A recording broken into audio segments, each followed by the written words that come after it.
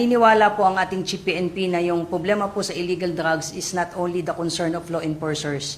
It also involves, it's a health problem, it's an economic problem. So dito pumasok yung naging usapan na yung mga gumagamit po ng illegal drugs, some of them are not really drug dependent, some of them are social user, or some of them, in fact, may mga nahuli tayo na ang reason nila is kaya sila nagda-drugs is para magising lang sila just to extend yung working hours. I think that was the context na sinabi ng ating Chief PNP na hindi dapat tinitignan ng isang drug user as masama, kundi biktima sila.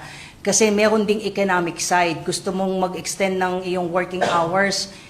Take a case in point, yung ating mga konduktor, yung mga driver na nahuhuli po na pag nag-positive sa drugs, ang reason nila kasi grabe yung biyahe, kailangan nilang manatiling gising.